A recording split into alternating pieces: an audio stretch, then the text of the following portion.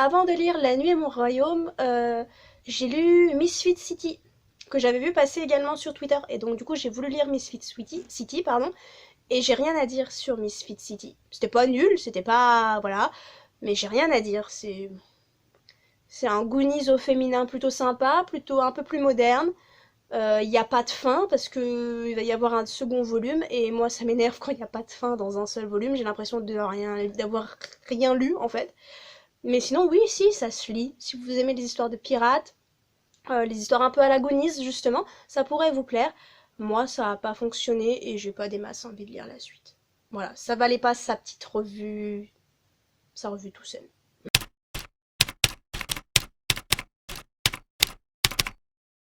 J'ai lu La Nuit et mon royaume.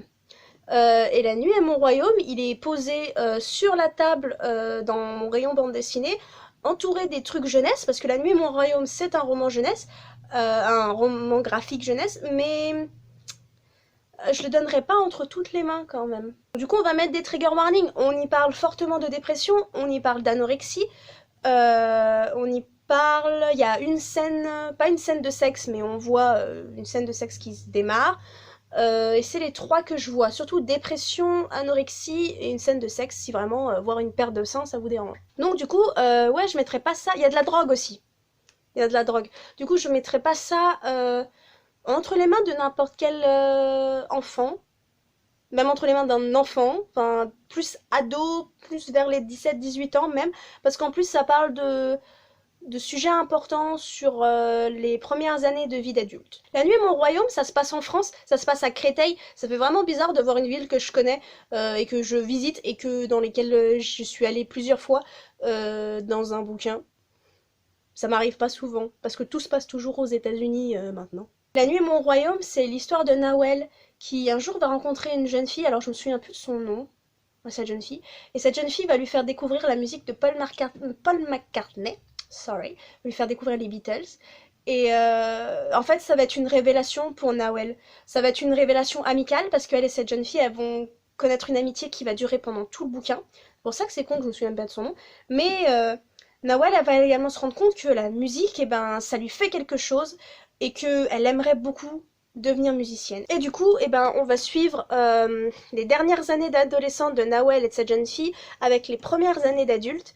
Euh, avec leur rêve de réaliser de la musique et tous les hauts et les bas qui viennent avec, que ce soit les cours, que ce soit la famille, que ce soit les amis et le monde de la musique où c'est vraiment drogue, sexe, drogue et rock'n'roll quoi. Le voyage de Nawel dans cette histoire, il est réaliste et il est magnifique et il est cru. C'est-à-dire qu'on n'essaye pas de nous faire croire, c'est pas, je sais pas comment dire en français, sugar-coated, on n'essaie pas de nous faire croire que tout est beau, que tout est magnifique et que elle a du talent donc elle va y arriver.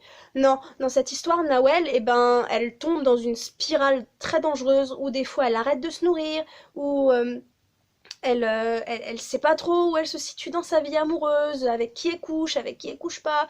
Elle remet énormément en question sa foi, parce qu'elle vient d'une famille musulmane, et entre les dires de ses parents et ce en quoi elle croit, et ce qu'elle fait qui semble aller contre sa religion, elle se remet beaucoup en question durant le livre.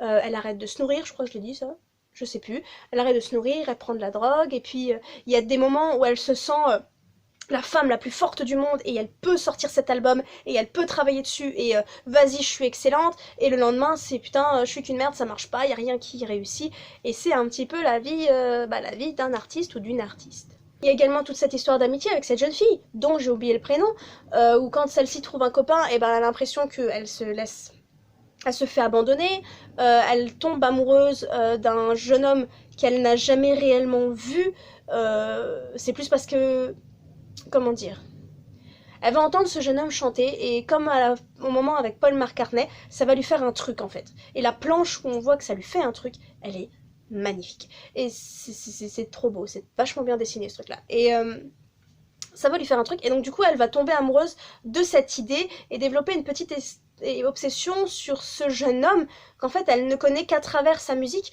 parce que pour Nawel la musique c'est ce qu'il y a de plus important, c'est ce qui la fait vibrer, c'est ce qui la fait se sentir vivante, et du coup voilà elle va développer un crush qui est pas possible entre guillemets et qui est pas forcément sain non plus. Il y a des planches qui sont vraiment frappantes. La planche sur l'anorexie, par exemple, elle fait vraiment froid dans le dos parce que c'est pas romantisé, c'est pas romancisé, je sais jamais comment on utilise ce mot, c'est pas fait pour faire joli, ça fait pas Tumblr, non, on te montre vraiment un corps nu, très amaigri, en voie comment dire, de sombrer tout simplement, parce que bah Nawel, vidéo et débat, mais elle vit quand même beaucoup de bas.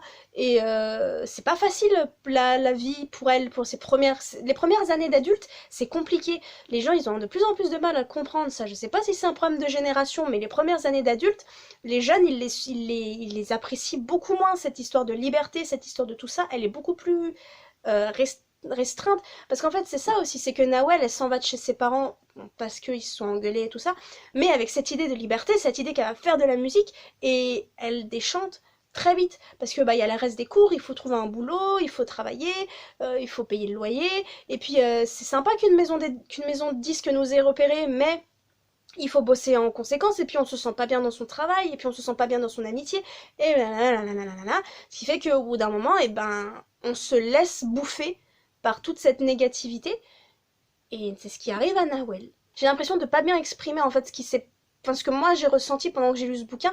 J'ai ressenti toute cette réalité, le monde, la difficulté du monde que je me suis pris dans la tronche. Même si moi je sais pas ce que c'est de vouloir percer dans la musique, j'ai l'impression d'être floue. Je suis désolée.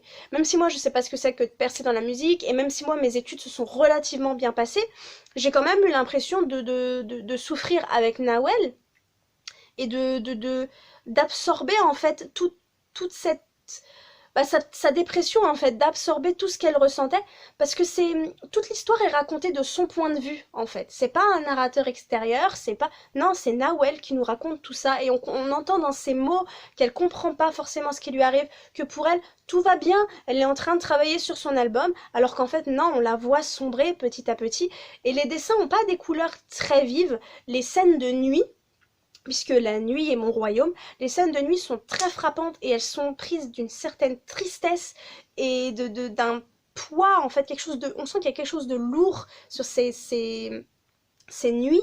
C'est assez étrange. Parce qu'au début du bouquin, au début du bouquin, les nuits, c'était les moments où elle écoutait du Paul McCartney, et après, c'était les moments où elle allait en soirée, où elle jouait sur scène pour commencer les festivals avec sa pote pour commencer son groupe et tout ça.